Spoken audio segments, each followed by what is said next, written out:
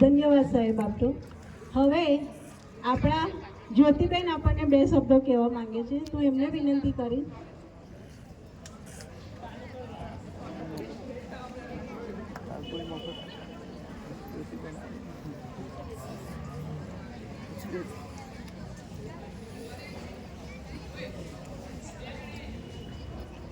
જય મહારાજ. અત્યારે તો નહીં પણ બહુ અઘરું કામ કર્યું છે, ક્યારે લાઈફમાં કર્યું જ નથી. અને આ સ્પીચ આપવાની બહેનો કહે છે ને પ્રેમથી આપું છું.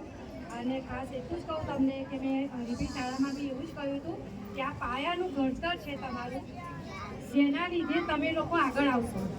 અત્યારે ડૉક્ટરો એન્જિનિયરો બધા પોતાના વિઝિટિંગ કાર્ડ બનાવે, પણ એ કાર્ડ કોના થકી? તો તમારા શિક્ષકો થકી. એ તમને એટલું ઉચ્ચ ભણતર આપે, એટલું ઉચ્ચ શિક્ષણ આપે, ત્યારે તમે એ કાર્ડ બનાવી શકો. તો અત્યારે પાયાનું ઘડતર તમારું થઈ રહ્યું છે. તમે બધા ભેગા થઈને સરસ રીતે મહેનત કરો. વાલીઓ પણ બધા એમાં ધ્યાન આપે અને બાળકોને આગળ લાવે, ખૂબ ભણાવે.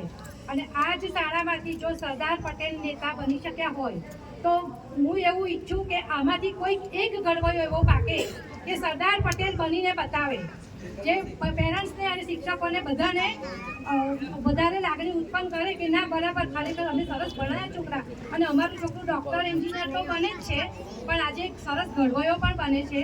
અને એના માટે તમારે બધાએ મહેનત કરવાની જરૂર છે. રેગ્યુલર સ્કૂલમાં આવો અને શિક્ષકોનું કહ્યું માનો, વ્યવસ્થિત રીતે ભણો અને ઘરે જઈને પણ હોમવર્ક કરો અને સરસ રિઝલ્ટ આપો. તો બધાને સાચા અર્થમાં એમ થશે કે વીઆર સરને પણ શ્રદ્ધાંજલિ આપી અને મારા ટીનાને વીઆર સરના આશીર્વાદ, મારા પણ આશીર્વાદ તમારી સાથે છે. અને હું વારંવાર આમંત્રણને માન આપીને પ્રેમથી તમારી વચ્ચે આવું છું અને આવતી રહીશ. પણ મને એક જ વસ્તુ જોઈએ છે, એક જ શરત છે મારી, કે તમે લોકો ખૂબ આગળ આવો અને સરસ પ્રયત્ન કરો અને સરસ રિઝલ્ટ લાવો, એટલે અમારું કામ પૂરું થઈ જાય. જય મહારાજ. ખૂબ ખૂબ ધન્યવાદ.